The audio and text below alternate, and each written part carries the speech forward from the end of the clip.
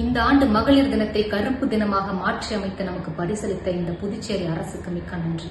ஒரு குழந்தை இந்த பூமியில் ஜனித்த பிறகு அக்குழந்தையின் முதல் பாதுகாப்பு அவர்களின் பெற்றோர்கள். அக்குழந்தை வளர்ந்து வீட்டை விட்டு வெளியில் வரும்போது அதன் பாதுகாப்பை இந்த சமூகத்தில் உறுதி செய்வது அரசாங்கம். என் மகள் ஆர்த்தியின் வன்புணர்வு படுகொலை குற்றம் நடந்தேறிய பிறகு கொடுக்கும் ரூபாய் 20 லட்சம் நிவாரணம் என்பது தற்காலிகமாக வலிக்கு கொடுக்கும் வழிமருந்து போல. அது குற்றத்தின் நிரந்தர தீர்வு அல்ல. இது புதுச்சேரியா இல்லை மதுச்சேரியா? தெருவுக்கு 4 படிப்பகங்கள் இருந்தால் மக்கள் படிப்பார்கள். தெருவுக்கு 4 குடிப்பகங்கள் இருந்தால் மக்கள் குடிக்கத்தானே செய்வார்கள். இந்த அடிப்படை பொறுப்புணர்ச்சி கூட இல்லாத அரசியல்வாதிகளிடம் சிக்கி தவிக்கிறது இந்த புதுச்சேரி. மதுவின் வருமானத்தை மட்டும் நம்பி அரசியல் நடந்தால் வளர்த்தெடுப்பது இது போன்ற சமுதாய குற்றங்கள்.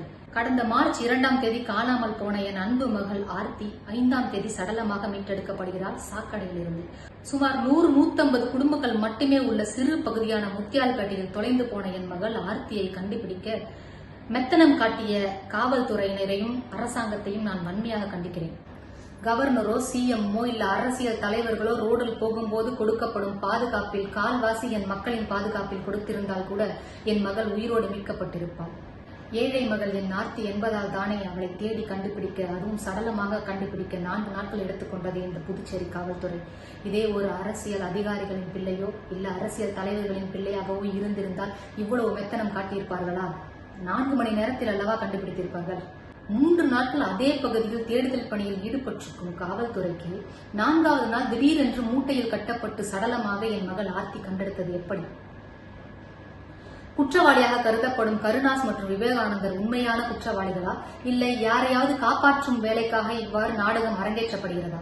இது போன்ற பல கேள்விகள் மக்களிடையே நிலவி வருவதால் இந்த குற்றம் குறித்த விசாரணையில் புதுச்சேரி அரசாங்கம் வெள்ளை அறிக்கையை வெளியிட வேண்டும் என்று புதுச்சேரி நாம் தமிழர் கட்சியின் சார்பாக மருத்துவர் மேனகாவாகிய நான் கோரிக்கை வைக்கிறேன்.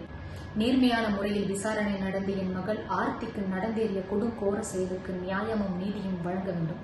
இம்மண்ணில் உள்ள அனைத்து பெண்களின் பாதுகாப்பும் உறுதி செய்யப்பட வேண்டும். நன்றி, வணக்கம்.